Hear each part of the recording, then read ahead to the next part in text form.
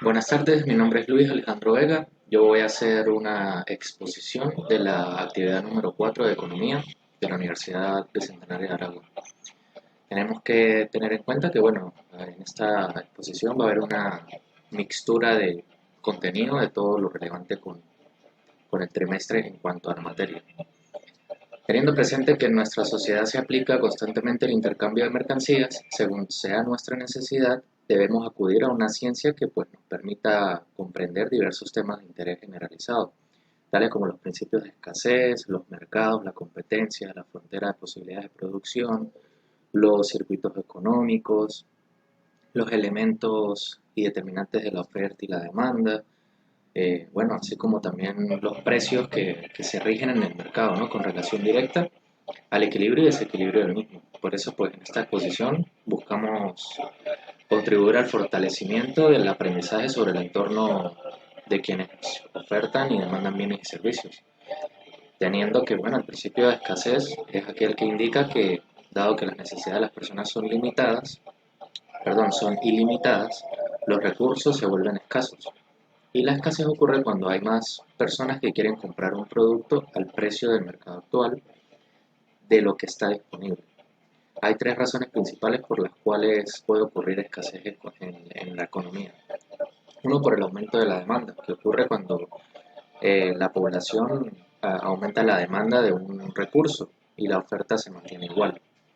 Entonces, esto genera consecuencias en la escasez en cuanto a la economía, que sería la asignación de recursos.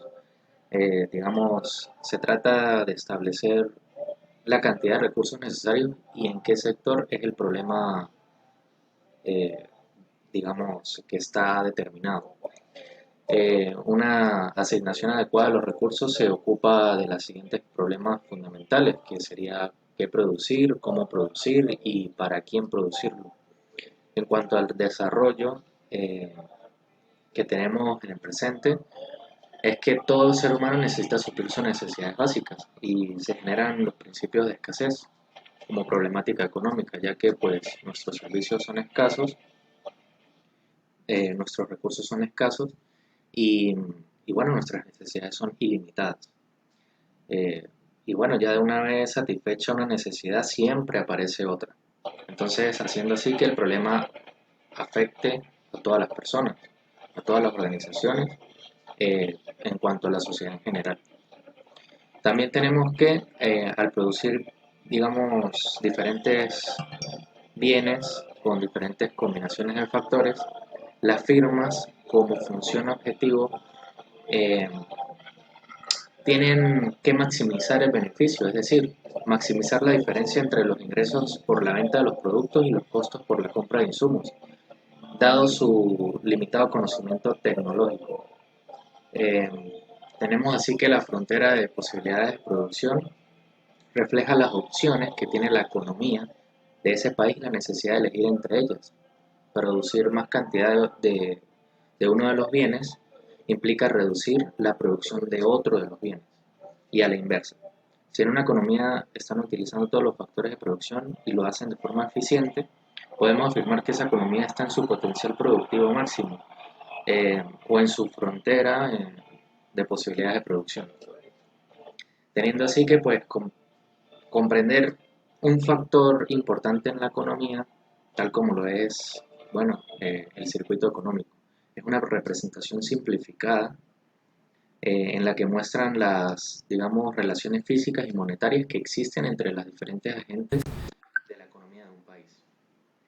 En el circuito se representan los flujos de bienes, los servicios, el dinero que ocurre entre las diferentes agentes de una economía, que normalmente son familias, empresas o el Estado. Y así pues tenemos que esto determina lo que es la demanda, ¿no? Que son un aumento o disminución de cualquiera de estos factores que afecten a la demanda.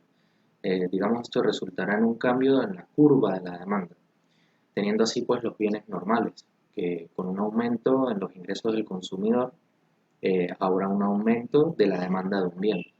También tenemos el cambio de preferencias, tenemos los bienes complementarios, que serían los bienes que normalmente se usan para comprar con otros, pues se compran en conjunto. Tenemos los bienes suplentes, que es un aumento del precio de los sustitutos, aumentará la curva de la demanda. Los sustitutos son bienes que los consumidores pueden comprar en lugar del otro, como por ejemplo la Coca-Cola y la Pepsi. Si uno aumenta de valor, el otro será más demandado. También tenemos el tamaño del mercado, que según el número de compradores, pues mayor será la demanda.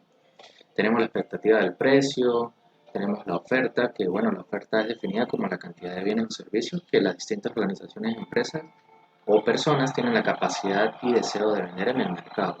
Tenemos también los principales elementos claves de la oferta, que son la disposición de venta, los vendedores, la capacidad de venta, la cantidad de venta, los deseos y necesidades de los consumidores, los mercados, que bueno, es el establecimiento donde se generan los intercambios comerciales, el precio, el equilibrio y desequilibrio que genera esto en los mercados. Y bueno, en cuanto a lo desarrollado, pues tenemos así que toda demanda siempre va a generar una oferta, ya que las economías tienen como motor de impulso a las ofertas que se presenten en los mercados. Y bueno, a los bienes, los productos o servicios que nos van a suplir nuestras necesidades bajo determinadas condiciones. El precio de las condiciones fundamentales que, bueno, determinan el nivel de demanda que se obtendrá en el mercado. Esta pues establece que un aumento del precio de un bien, eh, digamos, la demanda que exista va a ser menor. Entonces es decir, que los productos tendrán un atractivo menor para ser adquiridos.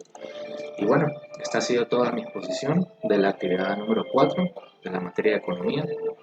Mi nombre es Luis Alejandro Vega. Muchas gracias.